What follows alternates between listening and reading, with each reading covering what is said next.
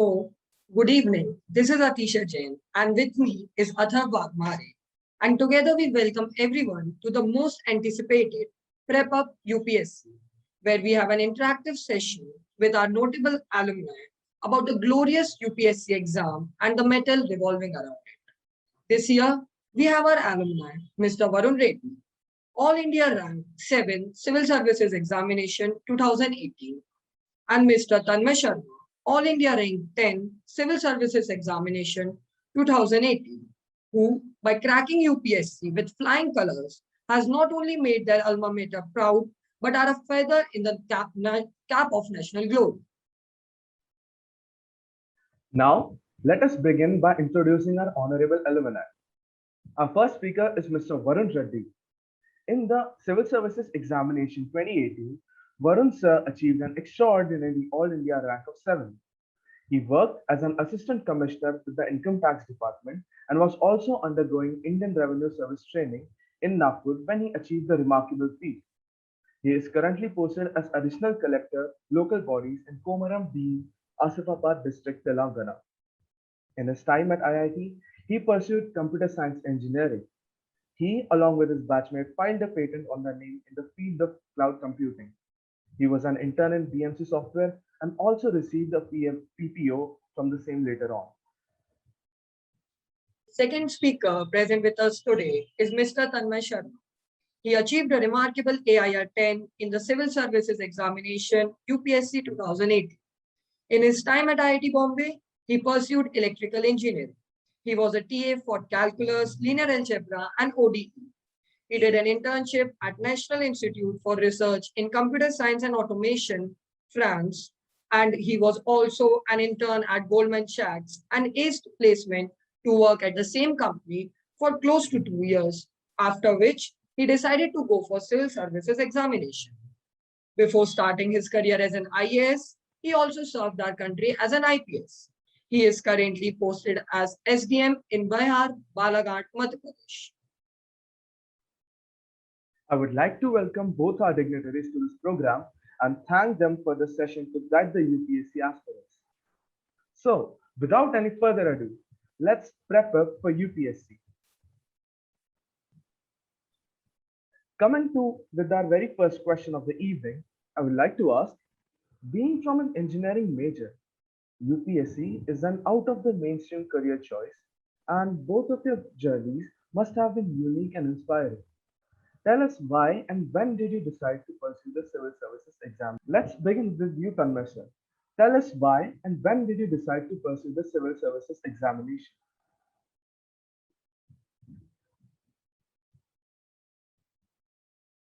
You are muted, sir. Am I audible now? Yeah. Right. So I joined IIT Bombay in 2011 and I'm from Damoh district of Madhya Pradesh.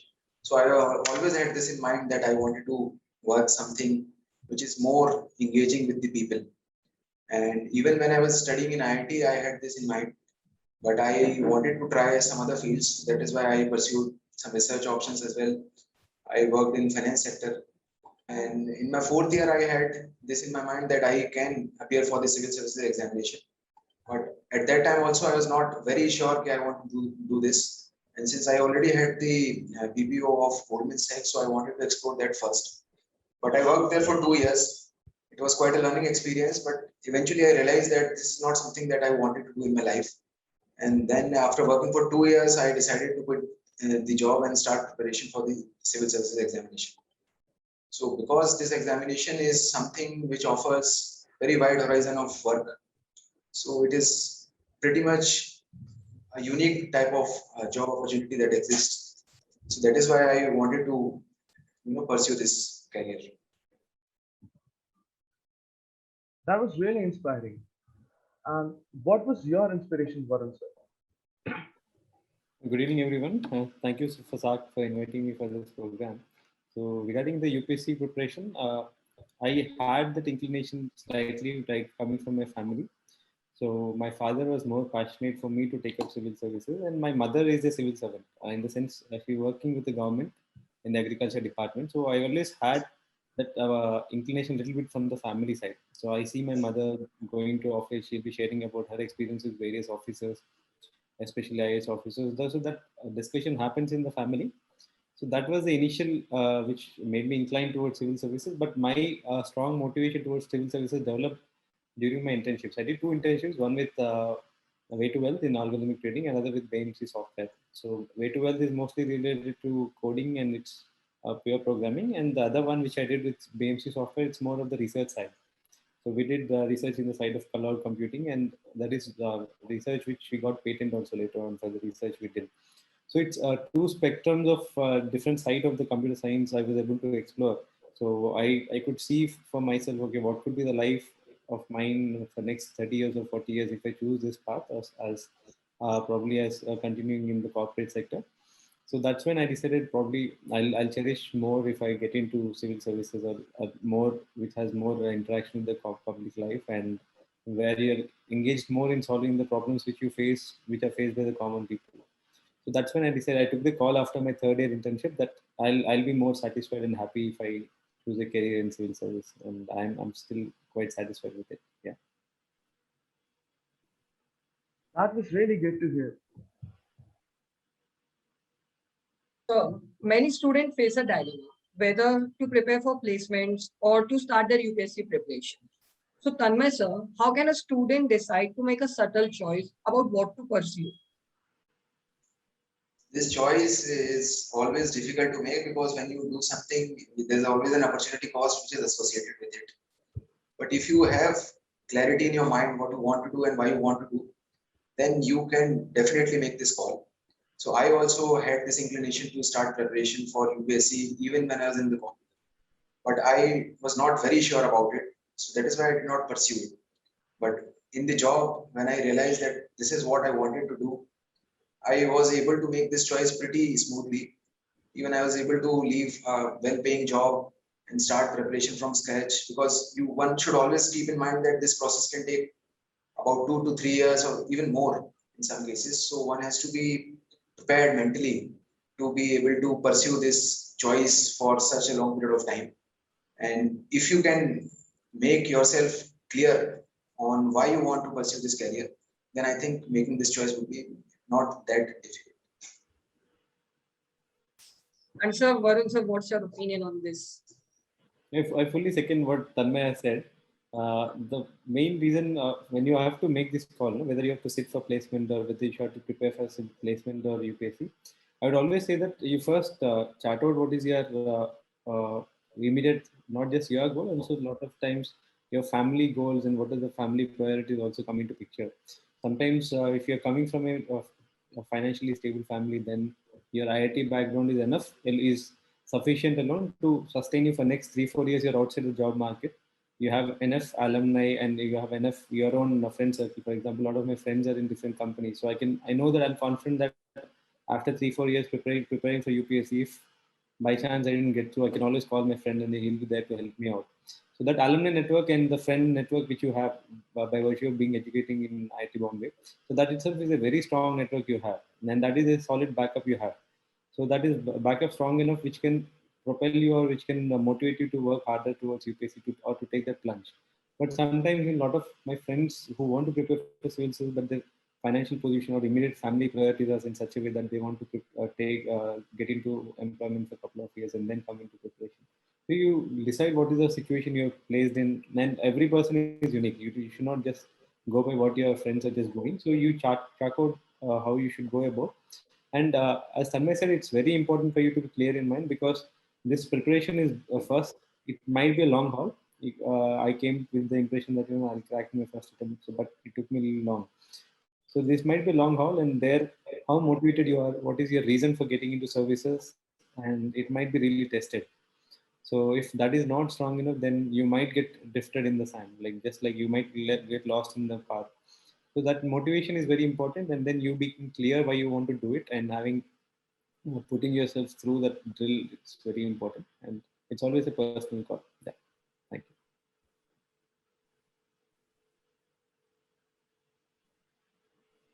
you. It is well established that in any exam, early preparation gives us an edge over other students. But then again, the engineering course has its own demand, and you both coming from computer science as well as electrical department are well aware of the vigorosity of this. Varun sir, what is an ideal year to start the UPSC preparation? See, Agar, you guys are already clear in your mind. If any of the aspirant is already clear in mind that they want to pursue civil services, maybe at certain point of their career, either immediately after graduation or in the later years after taking a couple of years of job.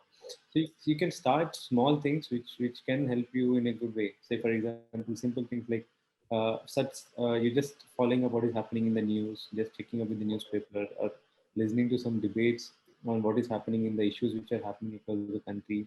Develop and understand interest in the reading books, be it something related to Indian culture or Indian civilization or Indian polity or Indian economy. So you develop little bit inclination to read a little bit of books, to read diverse sector of books, so that you will expand your thought horizon.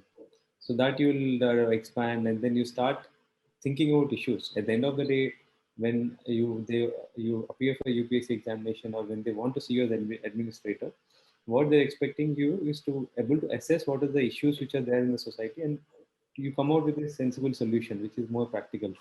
That is what is expected from us. It's not completely a rocket science, or it's very simple common sense which is expected. So for that you need to have little well read and little bit more exposure about what is happening, so that we can start. You need not daily read 7 8 hours a day. You can just spend an hour, 1.5 hours, pick up a book or pick up a newspaper, just develop that inclination what is happening. That you can do right from your first year or second year. So I started little late. I started in my third year when I, after my internship, okay, I'll start looking into what is happening around current affairs. So if you have that inclination right from the beginning, that is something you can start. And when you want to take a full step, full plunge into it, maybe a fourth year you can start. Fourth year is a good year where you have more time. Only reason I would say is that focus on your graduation also. That is always your plan B. When a lot of people they say that plan B might make you complacent, but having a solid backup, it is not only motivating or gives a lot of confidence for you, but also for your family and also for your social support, who is also supporting you, which is important for your preparation. So always have your solid graduation, do it well, never neglect it, and then from fourth year you'll slightly shift more towards preparation. That's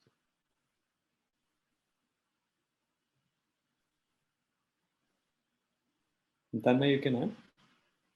Tanmay sir, what's your opinion on this? Like, what do you think about it?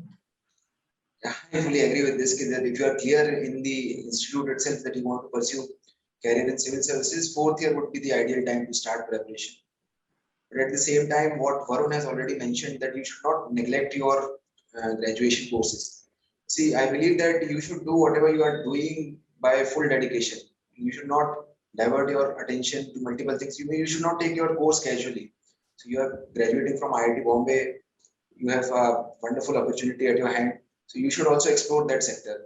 Whatever opportunity exists in IIT, they are very unique and you must also explore that. But even after that, if you're very clear that you want to pursue civil services as a career, then fourth year would be an ideal time to start the preparation. And 1 year would be more than enough to get to know the things and appear in the exam with a decent enough preparation. Sir, UPSC CSE is globally considered to be a very well-led examination and covers a diverse aspect of skills and knowledge. So, Tanmay sir, could you throw some light on the examination pattern?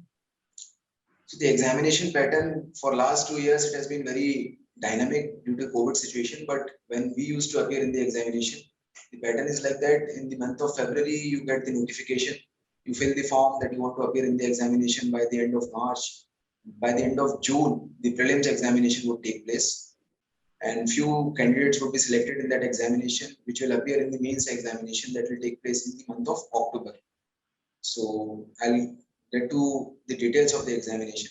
But once the mains result is declared in the month of December, the interview starts from end of February till the beginning of April. And within a week after the end of the interview process, the results are announced. The examination for prelims consists of 2 papers. The first one is the GS paper, which is an MCQ type paper of 200 marks, consists of 100 questions, which has a lot of different topics, including history, economics, geography, polity, environment, culture. and current affairs. The second examination is a qualifying examination, the civil services aptitude test. So your merit list is not decided based on your performance in the aptitude test, but a bare minimum, I believe 33% marks are required to be achieved in that examination. So from that, depending on the vacancy that UPSC has released, around 15 times of that candidates are selected in the prelims examination and they appear for the mains examination. The mains examination consists of 9 papers. The 4 papers are of general studies. The 5th paper is of essay. Then you have 2 optional papers. The optional subject is one, but you have to give 2 papers for that option. And then there is language papers. One is English is compulsory and one you choose a regional language. So this examination, even in GS, there are 4 different topics. GS1 consists of history, geography, sociology, these type of topics. The second examination, GS2, consists of polity, international relations, and constitutional bodies. The third examination, GS3, consists of economics and related topics. The fourth examination of GS4 is of ethics. So this is how the pattern of the examination is. Each examination is of 250 marks, except for the, I believe, essay paper, which is of 300 marks. So total cumulative comes out to be 750, and around, I believe, 2.5 times of the total number of vacancies, the candidates are selected for the interview process, and finally the merit list comes out, depending on your performance in the mains examination, as well as the interview process.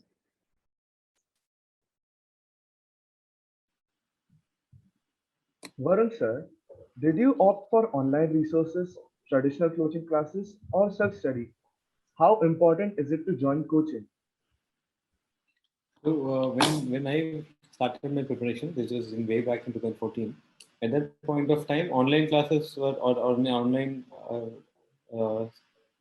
guidance was just starting. Be it Insights on India or IIT Bombay. This was the starting years when the online classes or online guidance had just started up. So at that point of time, our thought process was very straightforward. Maybe we should head to Delhi and then you take some classes there, because we are very much disconnected from being from engineering background, and especially during your IIT years, most of your civic sciences and all, everything is neglected. So you feel very disconnected with what is expected from UPSC and what is the kind of syllabus which is there from the UPSC. So at that point of time, my thought process was maybe it will help as a just like a foundation which will help me take off after that. So now looking at how things have changed over the last 5-6 years, I personally feel that you have all the resources which you need, which you be it in terms of classes or guidance, or which if about every topic which is there available online. Either for free it is available, or you can always any topic if you have an issue. For example, ethics, you have an issue, you can just join to that particular course online. So you have all the resources available online. So you can come out of the traditional coaching or a mindset that you should always go to some particular coaching class only. That's really bad. And have you seen that the people who are coming up through self preparation without attending any coaching classes, that ratio is increasing more, because the UPSC examination pattern has also become more dynamic, trying to understand your conceptual clarity or understanding of the issues.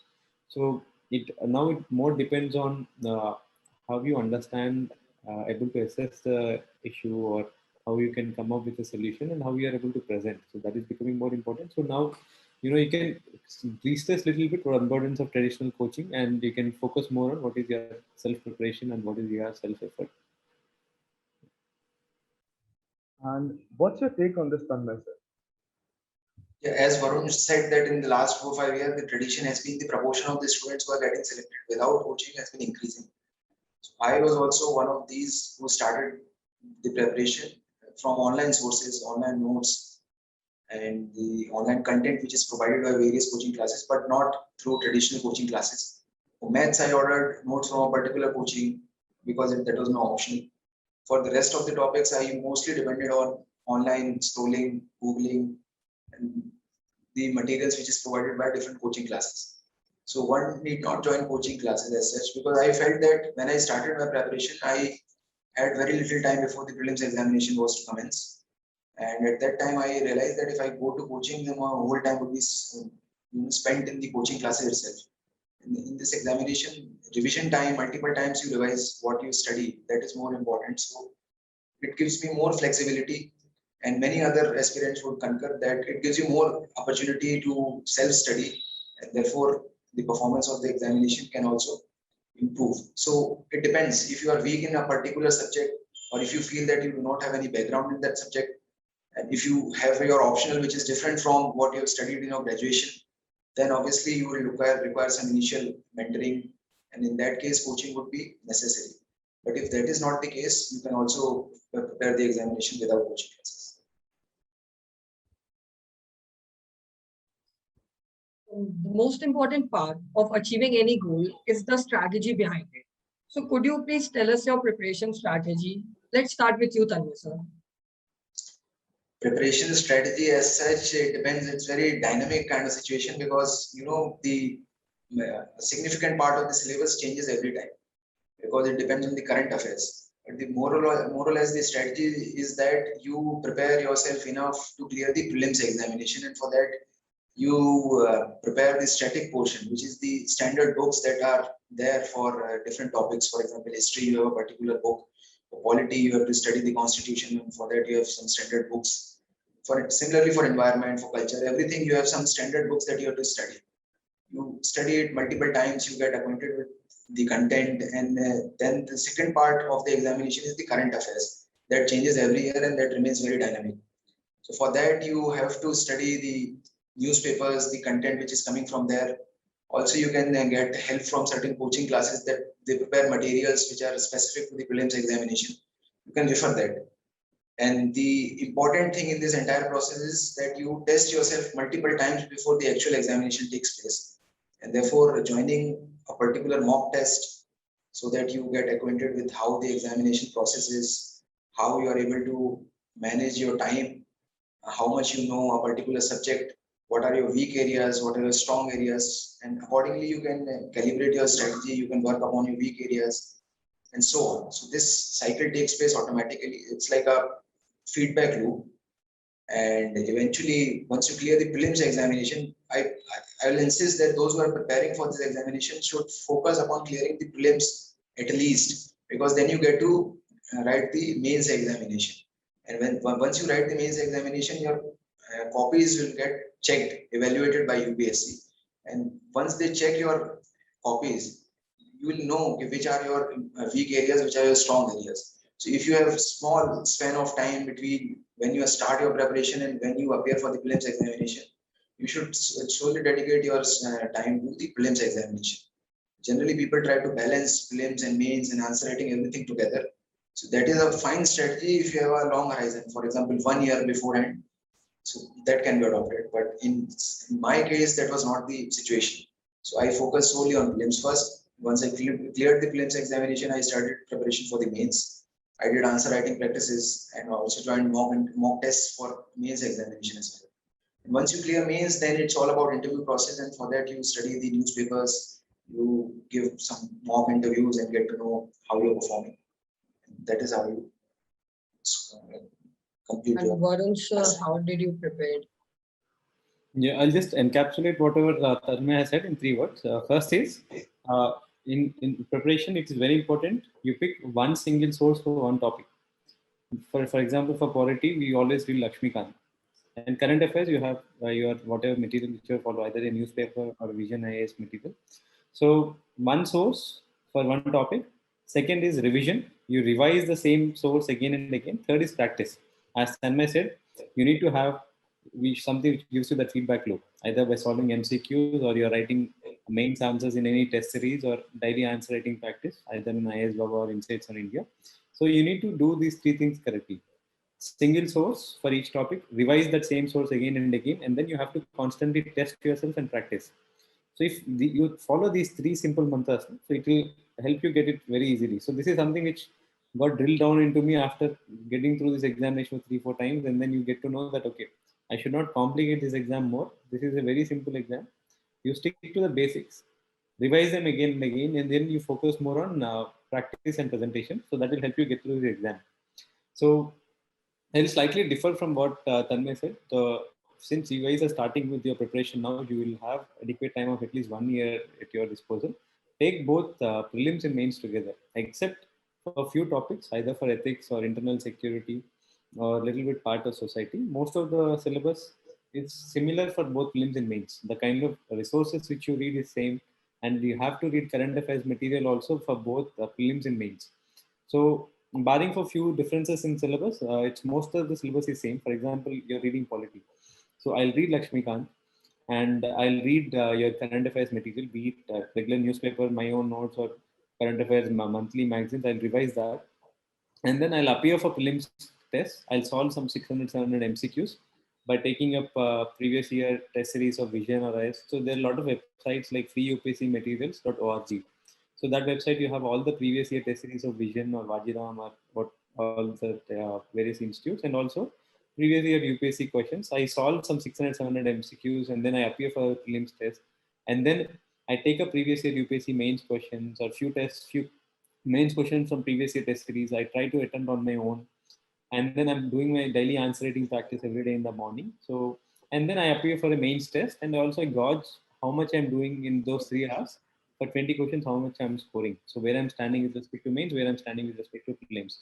So expectations are pretty much slightly different when it comes to prelims and mains. Prelims, they expect you more to have conceptual clarity. So if somebody asks you, okay, so parliament में अभी session को बुलाना है, so if you want to call parliament session, what is the so and so article or what is the procedure in which you do? So they expect those fine nitty-gritties and conceptual clarity in prelims, whereas mains is more get onto the field. Like once you are being an issue is being posted before you, so what is the solution which you have at your disposal, and you should be able to present it in a very uh, very clear and crystal manner in a very simple presentation. For example, when you're presenting to CM or PM, they'll go a simple principle called 7 by 7.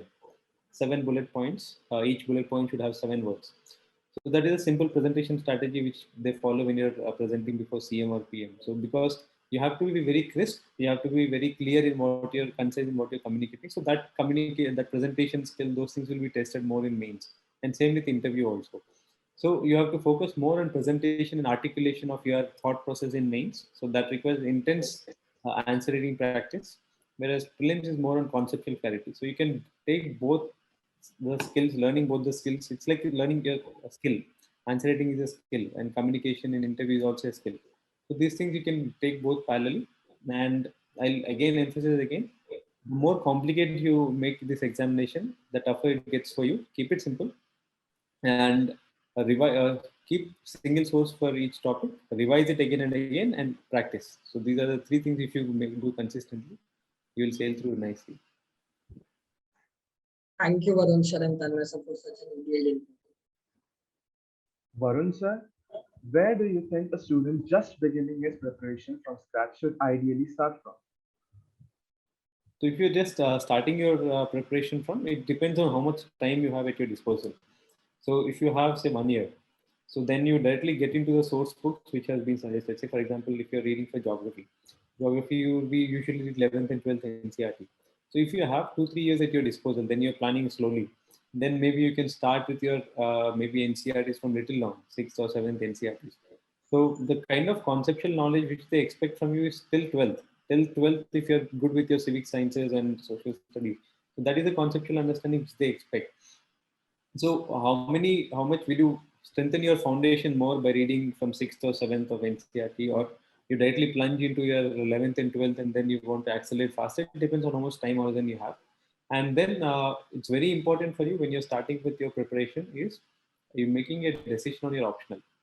So I had to take 2 more extra attempts because of my wrong choice of option. I chose geography initially. I should have chosen maths, thinking in retrospect, but it's very important what choice you make of your optional. So probably that is the first thing you should make a decision of. So if you're not clear about what you want to pick as optional, maybe then you start with general studies. You'll then the moment you go through your syllabus halfway through, you'll understand what are the different expectation, what you can expect in sociology, what you expect in anthropology, what you can expect in political science. Then making the decision of optional is very crucial. And then picking up there should be some constants in your schedule when you're starting, like newspaper every day in the morning. I should do it. Maybe once you start early, like answer writing every day in the morning, like 40 minutes, that's a must. And then rest 8 hours, how will you space it? Like 3 hours or 4 hours for optional, 4 hours for GS, how do you space it? That schedule and keeping yourself a schedule in a rhythm and certain constants which you should never compromise, be it newspaper or answer writing. So keeping that and focusing on your optional and then GS together. That's how usually you start with.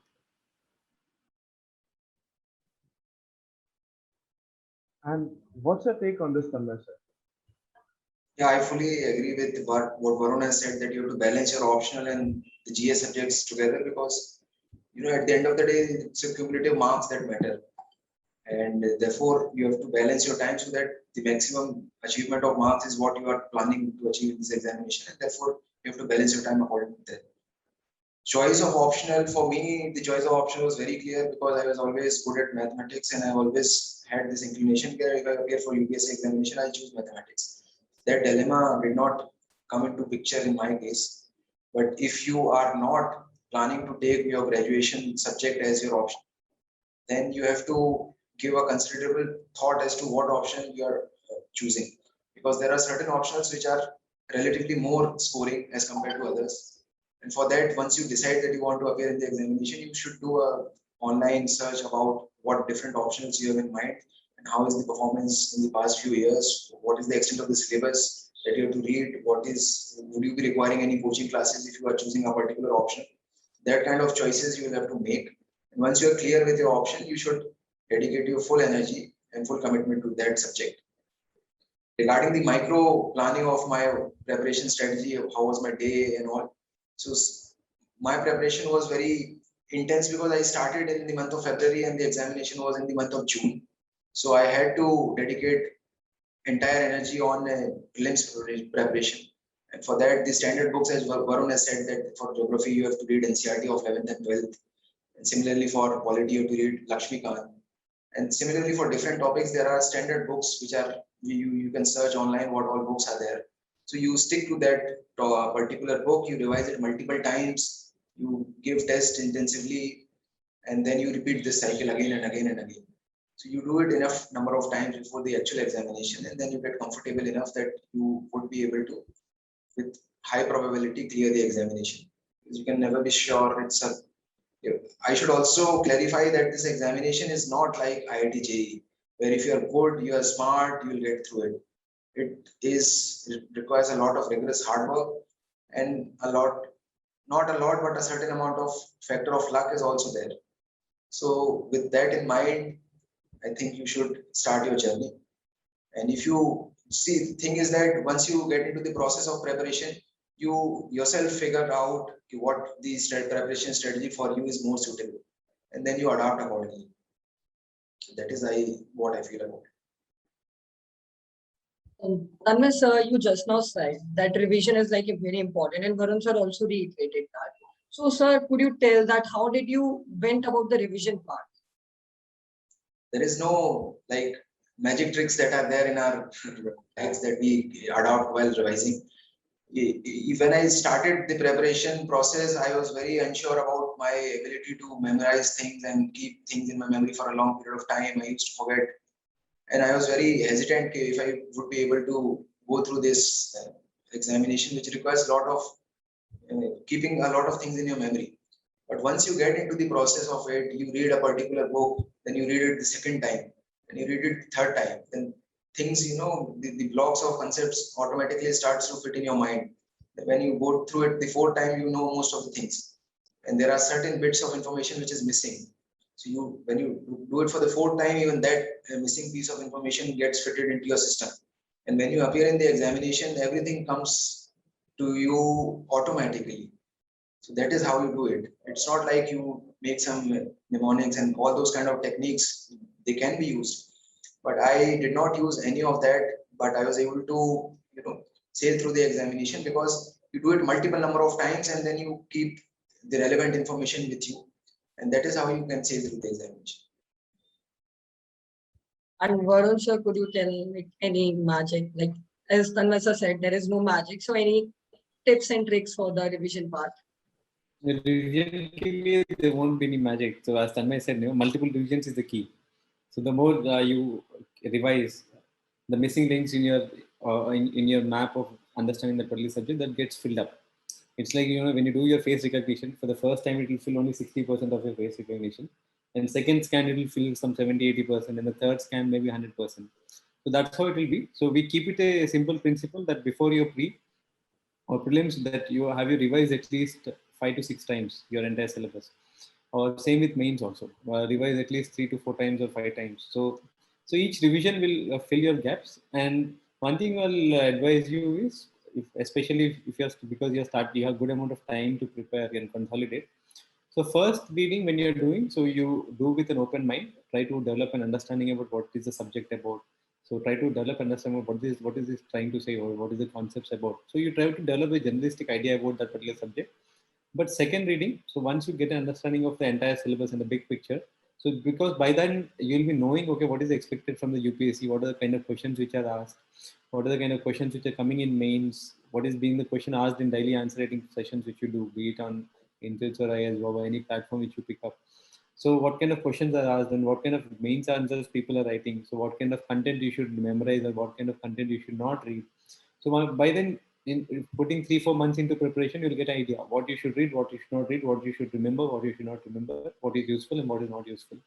So once you get that idea, it's a good time to start making notes, especially certain topics which are more lengthy. For example, history, if you sit reading it, it will take you almost a week just to go through the history process, history reading. And after, between prelims and mains, there'll be huge constraint for time. If you want to revise for third time, fourth time, fifth time, this time is a big thing, because Tanmay said earlier, the prelims is a different journey, mains is a different journey. The kind of pump you go through during mains preparation is completely different, and the kind of pump you go through for interview preparation is again completely different. So here the time is a big constraint. You have a lot of subjects to read, almost 7 subjects you have. So you have to read more. You have to revise them again. You have to practice also them more.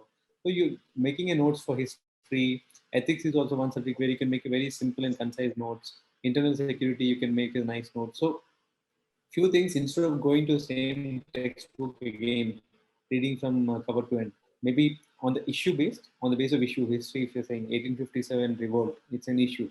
So issue based, you can make a note in simple, in the format, the way if the same question is asked in the mains, I will depict the same answer in my mains answer book, in the mains answer booklet. So in the same way, so very crisp, don't copy the as it is in the textbook, very crisp, some 250 words or 300 words on the issue. You make a digest notes, and then so that like that you make a notes for history or maybe some geography. Politics, difficult to make a notes because it's very conceptual and it's nitty gritty of articles that I didn't make any notes. Maybe ethics you can make. So few topics where you can make notes and simplify your revision, that helps you save your time a lot. That you can adopt. Apart from that, multiple readings is the only way. So there is no shortcut to that. Memorization tricks and all these things might help you more in maybe environment where you have to read a lot of national parks, and then you have to tag some place to that national park and all. So in that cases, maybe some memorization tricks of alphabet and all these things will help. So, but for mains, there is nothing shortcut of like memorization. Maybe you can adopt certain strategies. For example, I always start my answers, say for example, with first, if it's a polity question, with the polity, and the next angle will be economic. So it's always think in a multi-dimensional way. So the way you script your answers, maybe you can have a strategy in the way you write it. But it's always, again, for revision, it's you read. There is no other shortcut.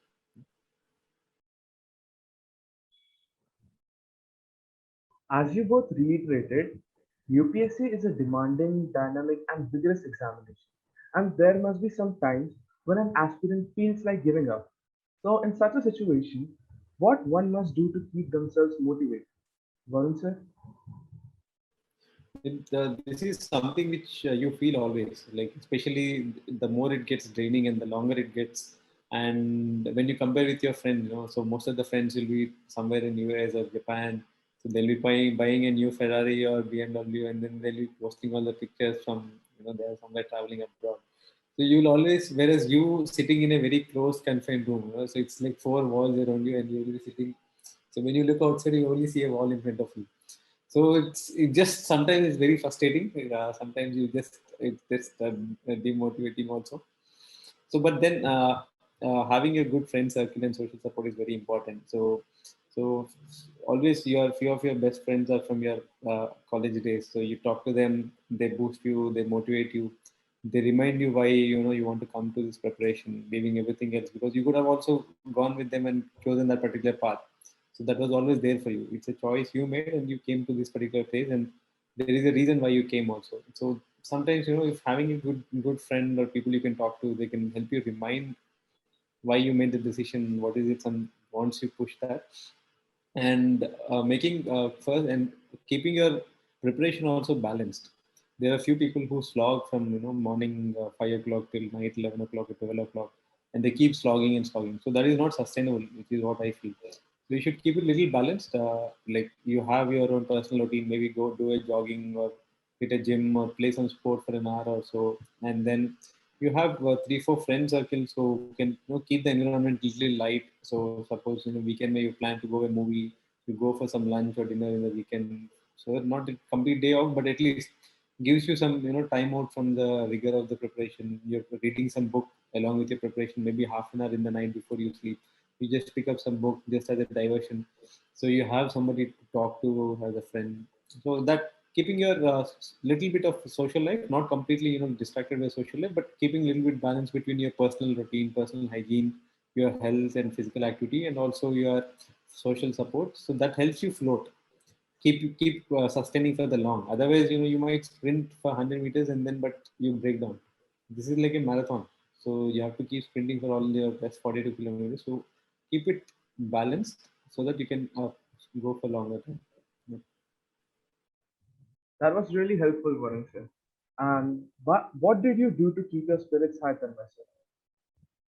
I think Varun has captured everything that is required to keep your spirits high, being in touch with your friends, with your family, having some hobby or any other activity that you would like to do in your free time, giving some time for it every day, and not slogging through from the morning till the night, always keeping studying.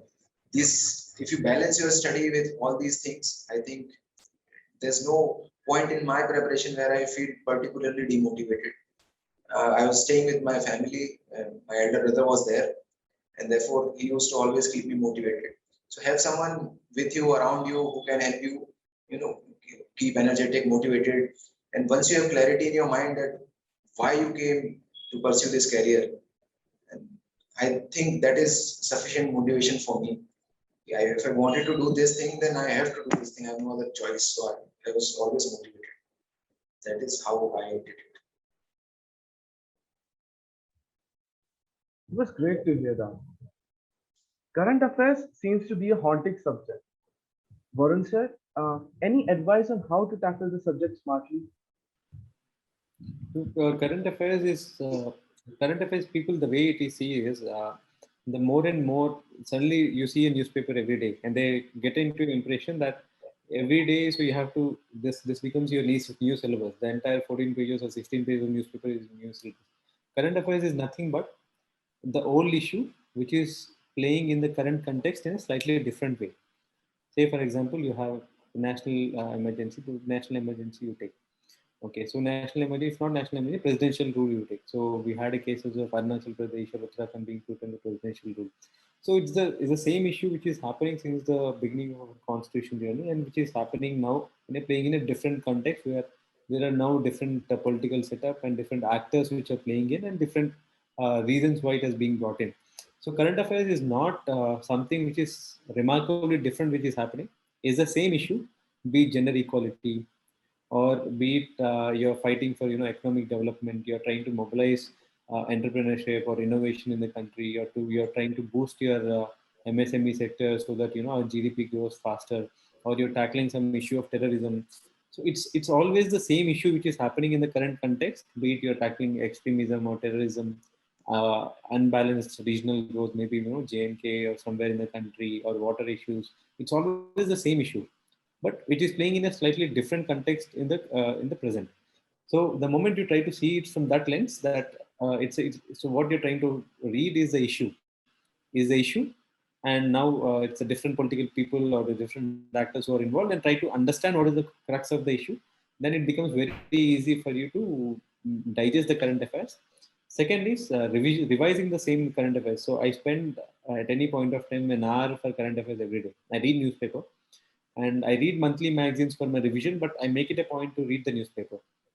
because when you read newspaper, no, so for example, if you're reading only monthly magazines or magazines by coaching institute, it is like you've been given a 10th class guide and then you're asked to by heart it and put it in the exam. It's like nothing but ratta marna isko.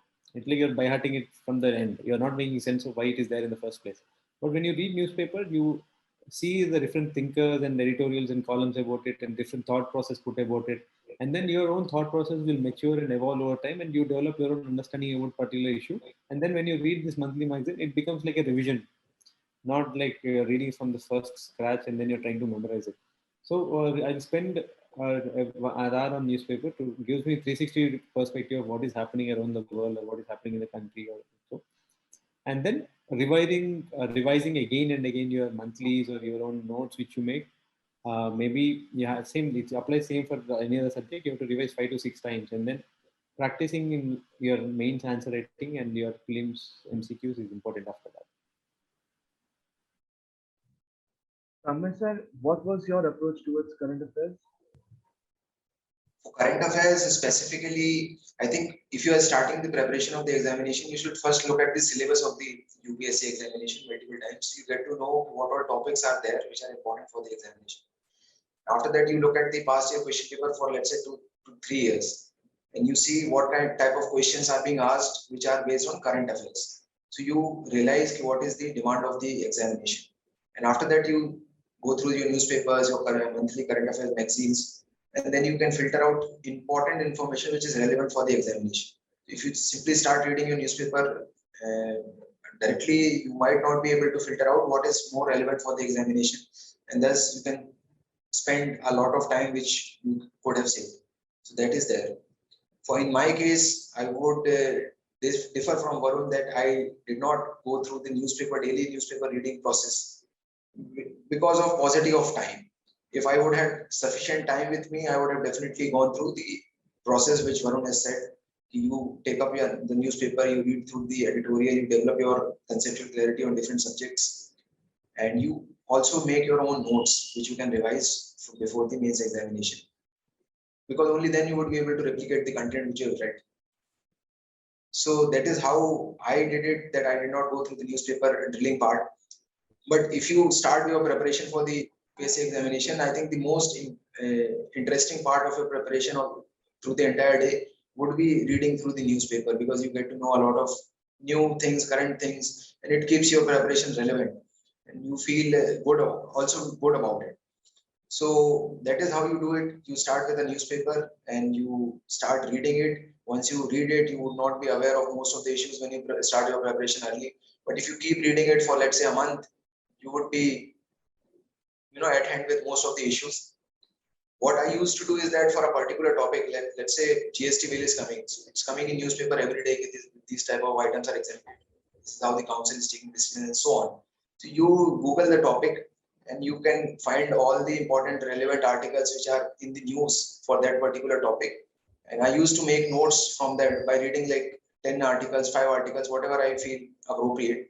You take out the important content and you keep it in your notes so that you can revise it later. That this is another approach that you can take. So the UPSC interviews are always the talk of the masses, given the unpredictability of the questions asked by the panel. So Varun sir, can you tell us some of the questions that they asked you and how do you prepare for the interview? So this entire examination process, including the last process, is always unpredictable in terms of what you can expect in the interview or in the mains or prelims. Everything is kind of unpredictable. So especially when it comes to interview, a few things which you always keep in mind when it comes to interview is a lot of people think interview is like a judgment, where there are 5 people, elderly people sitting in front of you and trying to make a judgment, and then you get into that pressure of performing.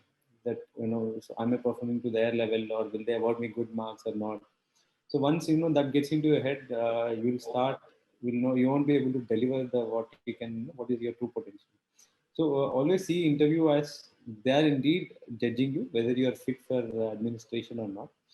So, but see it as a conversation, because that is one thing I've realized after coming to service is how you can make human connections, how you can make your human bondings and all. So that gets you things done quite easily compared to the way you having just the intellect or the knowledge of it. That's why a lot of people say the EQ is more important, your emotional quotient and how you manage your social relationships. That helps you get things done. So see it as a conversation where you're talking to five elderly people. They're just trying to have a nice and polite conversation with you. So and then you are there to present yourself in a confident way with a nice, calm and pleasant personality, and then in a humble way, and then you're being honest. So honesty, humility, and being logical and rational, not just extreme in your views. So this is what is they expect from you, and being confident in what you're saying. So that is a few simple things, and foremost is the way you prepare is first they expect you to know what is happening around you in terms of current affairs or in terms of different issues which are there in the news. They expect you to know. Second is they expect you to know yourself, be it your social background which you come from, your district or state, or what is your graduation subject, or what is your alma mater or your hobbies. So they expect you to know a little bit in depth, where you have that curiosity. For example, you're writing about, you're fascinated about chess, but if you say that you don't know who is Maxon or Anandar, so it doesn't reflect well. So they expect you to know some strategies and how you play, what are the different styles in which people play. They expect you to know a little in depth about your hobbies and what you write.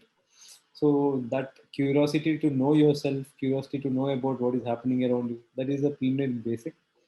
And in terms of unpredictability, so I got drilled a lot on should IITians deserve the kind of public funding which they get. They all leave to abroad. They don't contribute anything to country. 60 to 70% go out.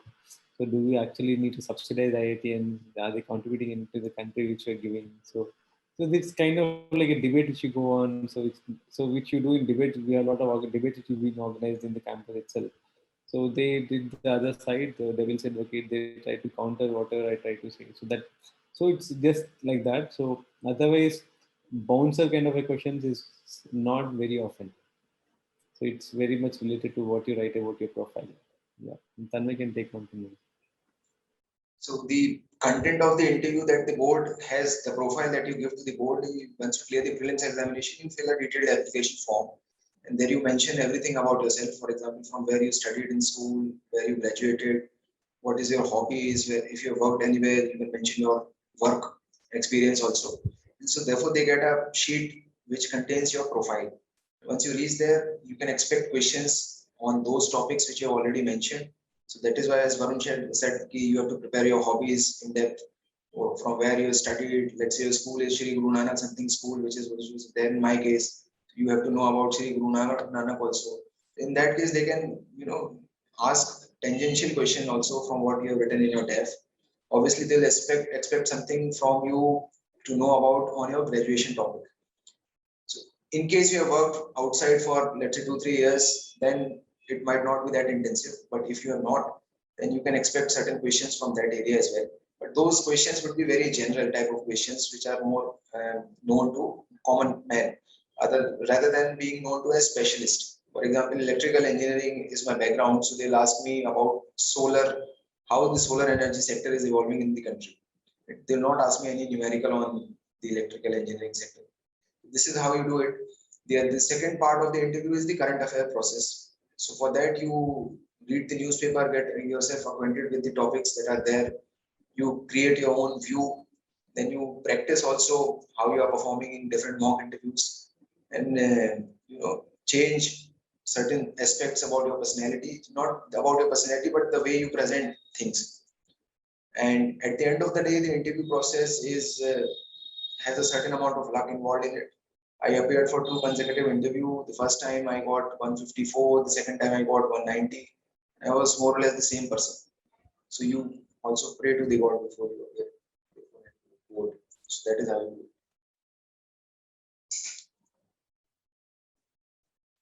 There are many people from engineering backgrounds who aspire to clear UPSC.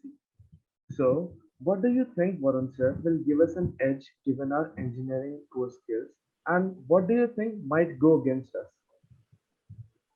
So first thing which will help us in good stead is problem solving attitudes. As engineers, we always try to us what is the solution now. So you have a problem before you. We don't nag about it. We don't nag, why is it happening like this? It could have been better. So we always think about, okay, what next? What is the solution to it? So that attitude helps you in good stead, both in your preparation stage and also during once you get into administration, because administration is entirely about problem solving. If you are a person who's creating more issues and creating more questions about the issues, then you're not fit to be there. That is the job of other people or the other persons of the polity or whatever. So your job is to give solutions that help you in a good stead. Second, which might help you in good way, is towards your preparation, be it IIT JEE or during IIT also, you're being put through entire competitive process. You're used to that competitive process, which a lot of other aspirants who are coming up, they're not used to that pressure, dealing with pressure, dealing with that pump of, where you have to go to constant revisions, where, you're under extreme pump for IIT JEE. So that will help you, in dealing with your mains examination or prelims examination. So you can handle in a more calm way. And second is your background will help you, give you a lot of reassurance, because you always know that you always have a strong, solid background, and you can plunge yourself into preparation. You can come out nicely.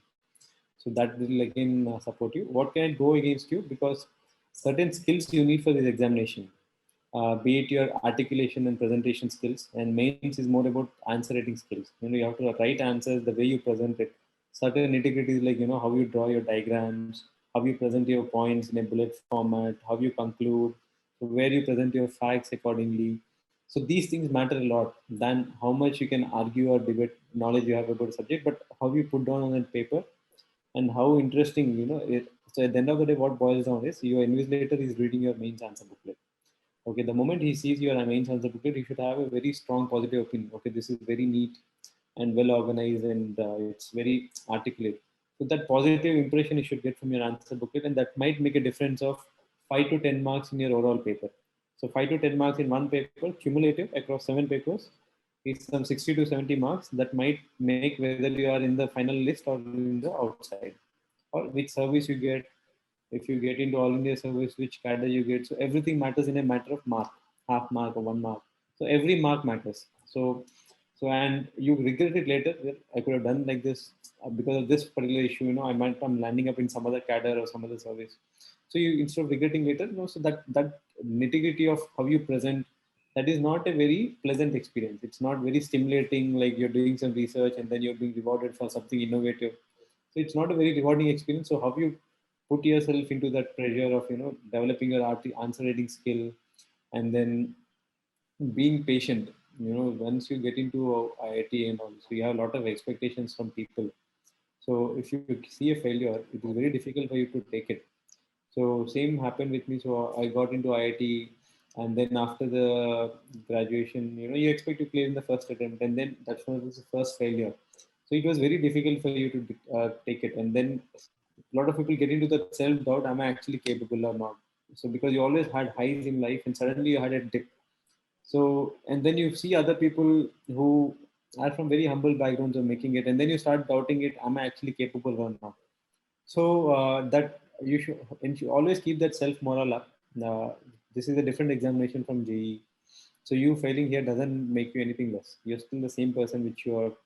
So dealing with failures, that is important, especially you coming from the most premier college, and then you are hit a rock bottom with the failure. So that is important. And second, putting up yourself to the drill of answer writing, that is important. Third is be patient. We expect things to happen like this. You want instant results, instant rewards. You always feel so, because that's how corporate sector works. Every month you deliver on something. Weekly you deliver on something. But this is a longer process. This entire process takes an year, and then after the end of the year, are you in or not? You need to be patient. You need to be patient. Things are incremental in your improvement. The same thing in administration also. Things are never radical. It's always incremental. So you have to be patient. Keep that patience with you. So these are the three things which you have to keep in mind. Otherwise, it might deter you a little bit. Yeah. Any points you would like to add, Tanmay sir? So whatever Varun has said has covered all the aspects regarding what engineering has pros and cons as far as you appear in the examination. One thing that I'd like to mention here is that about 60 to 70% of the people who are selected in the final list, they are engineers. So there's no disadvantage as far as engineering is concerned. The only thing is that an engineering student approaches a problem in a particularly well-defined manner. And in this examination, when you approach any particular question, you have to give multi-dimensional approach to it. That is something that when you practice multiple times, you fit into it, and then you can adapt and proceed accordingly.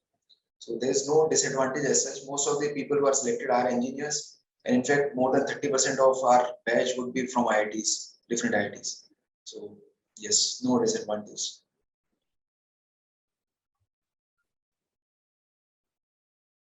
That was a great time interacting with you. Now, we will take questions from the audience. Those who want to ask questions can raise their hands and we will unmute you for the same.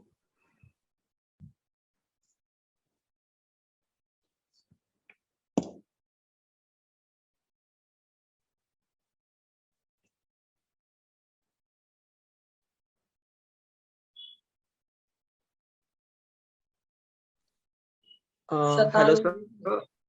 Uh, nice talking with both of you. Got great insights. Myself, Shantanu here. I just wanted to ask one thing that choosing Indian Foreign Service as a first option, can this help in the interview stage? Like, does it work that way? So Varun, would you like to answer this?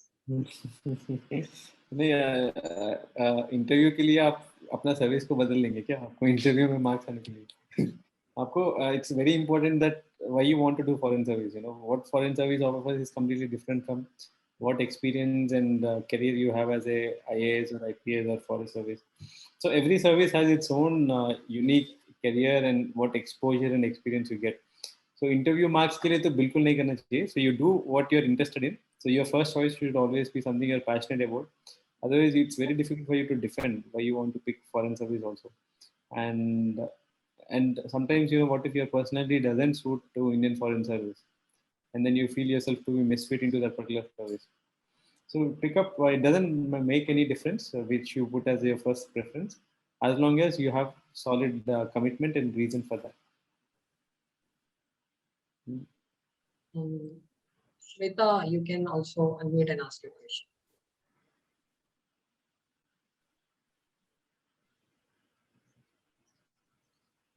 Hello, sir. Good evening, sir. Good evening, Hello, Shweta. sir. Good evening, Shweta. Okay, sir. My question is, sir, it is suggested that NCRTs are very important for base making, and 6 to 12 NCRTs are very important. But, sir, in some YouTube videos, I was that some toppers are there. They are telling that not 6 to 12, all the NCRTs are not important. If you want to do smart studies, some specific NCRTs are there that you have to read and revise again and again. Sir, my question is, what are those NCRTs that I have to study and revise again and again?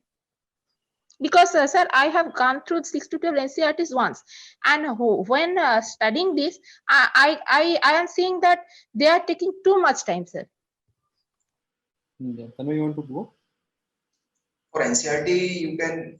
So I only refer to geography NCRT of class 11th and 12th, and economics NCRT of class 11th, and also of class 12th, and culture.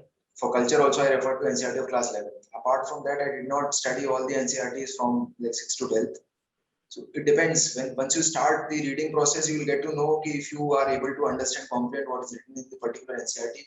If you are not, then you can refer to an NCRT of a previous year, previous class, and that is how you accommodate. So it's not like you have to read all the NCRTs to be able to prepare yourself well for the examination. Once you start reading the NCRTs of a particular class, if you are not able to understand it, you go back one class, and that is how you do it. So I myself did not study any NCRT of class 6, 7, or 8. And I referred to particular NCRT that I already mentioned about. It is not compulsory to refer to all the NCRTs. Yeah. And as you said, Shweta, it's very difficult for you to revise 6 to 10 NCRTs. That is suggested only when you're starting with a very time frame of 2 to 3 years. And then you have a long horizon, 2 to 3 years, then 6 to 10 NCRT might help you give you that conceptual clarity of taking up 11th and 12th. At the end of the day, you'll only read your 11th and 12th, or for geography or history or culture, as Tanmay has mentioned. For other subjects, we usually don't refer NCERT. So you have only 5, 6, or 7, 8 NCERTs. Maybe for society, you refer 1 or 2 NCERT. Only 6, 7 NCERTs we read. Rest all we don't read. So 6 to 10, it is only for first time preliminary reading to give you that conceptual understanding and foundation. Otherwise, you don't read it again and again, either for prelims or mains. Thank you, Shweta, for your question. Sachin, you can also unmute yourself and ask your question. Hello, Tanmay sir and Varun sir. I'm Sachin. So my question is, when you started preparing for UPSC, what's the difference between your expectation and reality? Like when you started preparing, what you expected from UPSC job, and now what you are getting, and what's the best part about your work and job right now, and what's something which you would like to change or which you don't like particularly? Varun, would you like to go first? You go ahead, go ahead. I'm just typing on this chat. Somebody put it on the answer. Yeah.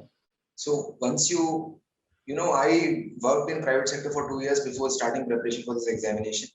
And I had interacted with a few people who were in service. So I had a pretty decent understanding of what is there in the service, what one can expect. When people start, especially in their college days, they believe that IAS, they can change everything. They have all the powers with themselves. There are limitations to every authority that you exercise in the field. There are limitations from public representatives, from business groups, and from all the sections of the society. And you operate within that framework, and you do things within the liberty which you have within that framework. So one should not expect that there won't be any political interference when you work in the field.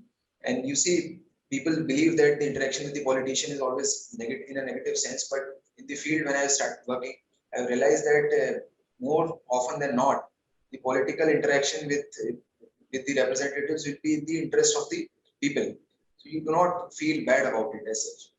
So there are certain challenges in the field that you'll face. The government setup is not like private sector setup where you have all the resources. In my office, I have to even sometimes struggle for basic facilities that are there in the office. For example, printing paper and all those kind of things. There are certain issues in the field, but then it is what it is. If you want to work in the country, if you want to work in the field and work for the people directly, so you have a particular setup that is there. You can operate in that setup. You cannot create your own imagination and say, okay, I want everything and then I'll do this. So what exists, you accept it and then you make it better. So that is how the mentality or attitude should be. And then it is not a problem. Yeah. I completely second what Tanmay said. So when you prepare for this examination, you get into a notion that IAS is the BAP of everything, or IPS is the BAP of everything. Anything in the district which is happening. So these are the two services which are more into the field in the district administration. Other services are into their own specific domain. They are more specialized, revenue surveys or railways traffic surveys, or they are more into more specialized domain. So you get into the impression that you can change entire department or administration just being your presence. Or so ये हो जाता है कि because you get to see movies and you get to see what is happening in the Instagram or what YouTube. You see that a glorified image of some civil servant entering, and then suddenly all the cameras are there. Everybody, people are like, you are the god. So you see that all this paraphernalia which comes with civil servant. You get to tend to impression of like a godly figure. It's not like that. So once you onto the field, there is no second opinion that the kind of diversity, the kind of issues which you see every day, it keeps you pumped, it keeps you kicked. Like every day you get to see 10 more new issues, 10 more new exciting things. You get to learn about people, you get to new stuff, you get to do new stuff. So it's very exciting and it's very happening. It's very lively job. So, and where you go daily on the field, you're talking to people, and what is most important is how you balance your public representatives, how you take them along, because there are few things which are our domain, which are few things which are their domain, especially in a democracy. So public representatives are ultimately the people voted by the people, or the representatives of the people. So they're elected. We are the executive body. So we are good with the rules, we are good with the law, we know the resources, we know which are from NGOs or the volunteer organizations which you can pull up to address. We are the solution providers. Whereas they know the public pulse better. They know what are the issues which are key to the people, and they know they can convince. Say for example, if I want to do some project here, I want some 10 crores of budget. I cannot do it, but if I tell my minister or my MLA, he will sit before principal finance secretary or somebody, and then he can get the fund released. I cannot talk to my principal finance secretary and bug him like, sir, I want this money, I want this money. He'll not send me. Whereas if my MLA can sit there and sit with him for 3 days in his chamber and or sit before the finance minister and get the fund released for him.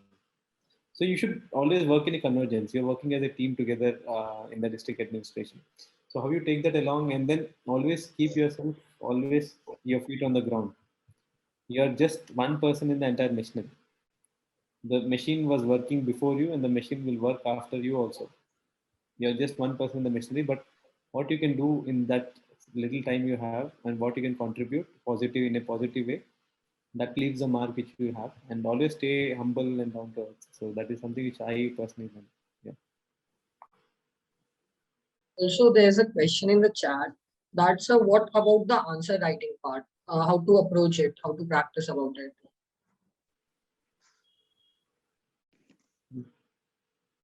You want to go ahead, Tanmay? Yes. For answer writing part, you can, first see the copies of the candidates who have been selected in the previous years.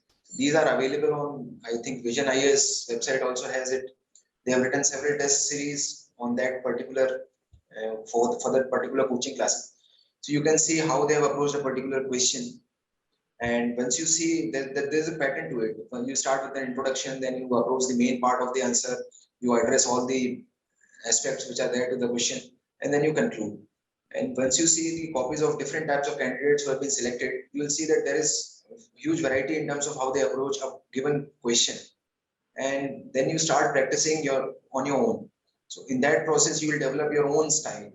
And that your own style, you hone it by practicing it multiple times. You appear in multiple mock tests. You write the examination multiple times before you write the actual examination. And that is how you shape how your answer will appear in the examination. You see and evaluate the answer that you have written yourself. And then you see a model answer which is provided by the coaching classes. You match what all contents is there in your answer and what all has been missed out. Why it has been missed out? Is it missed out because you do not know about it? Or at the time when you are writing the answer, it did not just strike in your mind.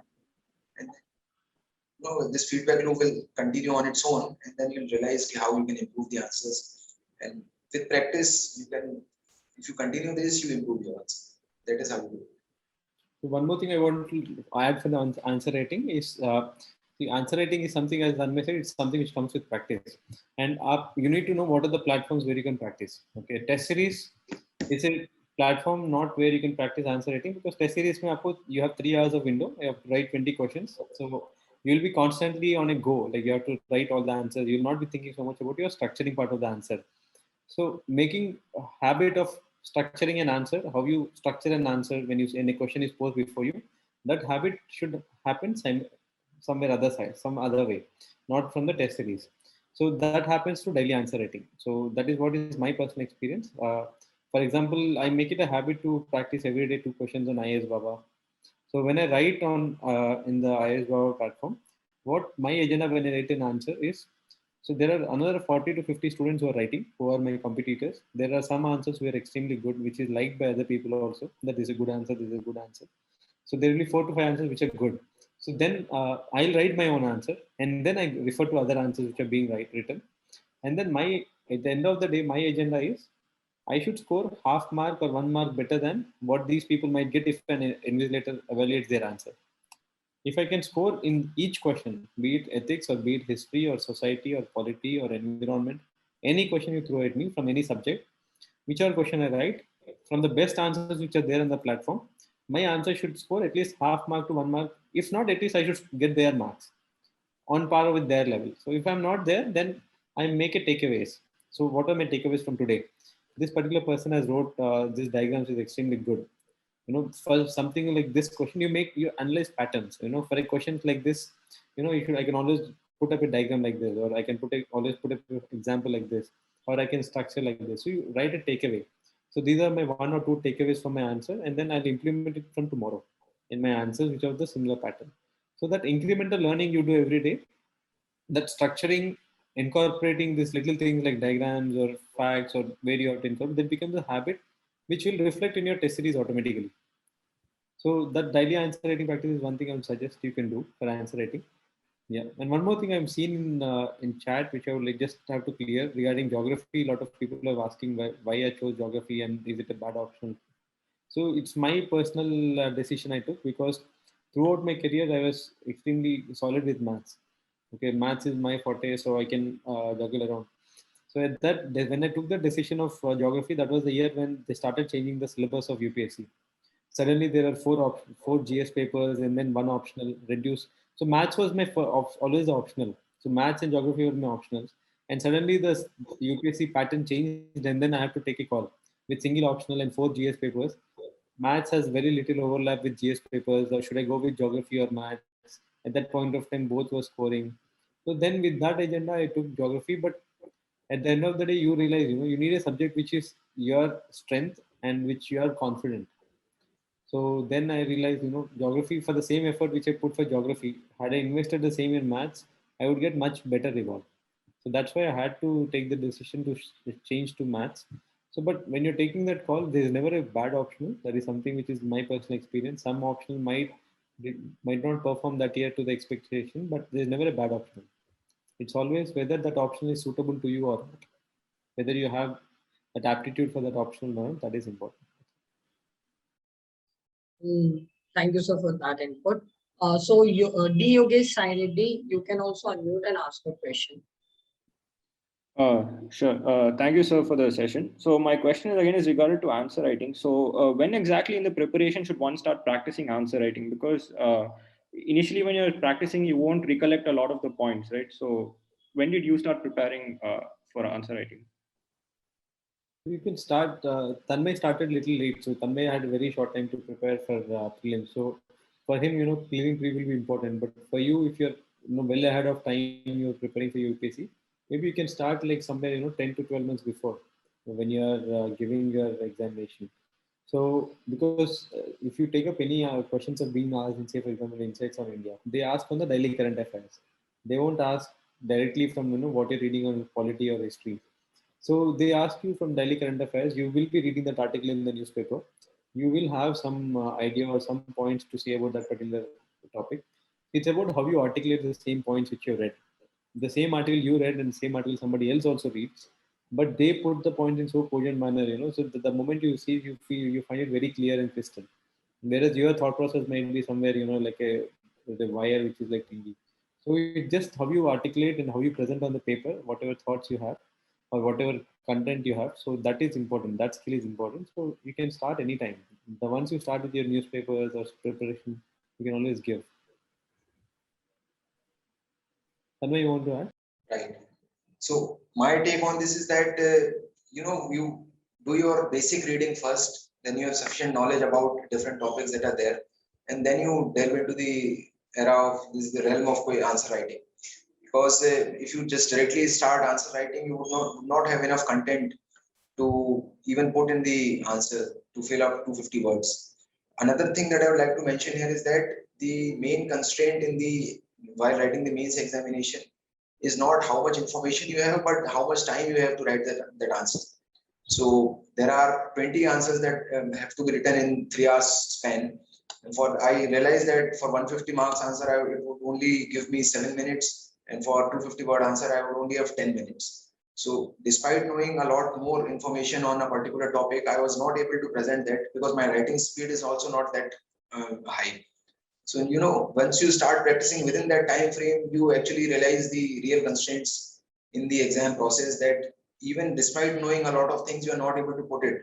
Despite knowing a good conclusion, you are not able to write it, because if you write there, you take 2-3 minutes from some other question and eventually you end up not answering 2-3 questions. And this examination, completing the exam is the most important thing, because you miss out on 5 marks, 2 marks here and there, and then your entire merit list changes. So I would suggest that once you start with your answer writing, how Varun has said that you do it in a standalone manner, not in a time constrained manner. But once you have enough practice of writing answer in that standalone manner, it's always better to challenge yourself to finish the 20 in the duration of 3 hours. And because that is how you will write in the exam process. So you get acquainted with that thing. So writing an answer in unlimited span of time will be a different answer from writing it in a short span of time. So that is what you should keep in mind while preparing for answer writing.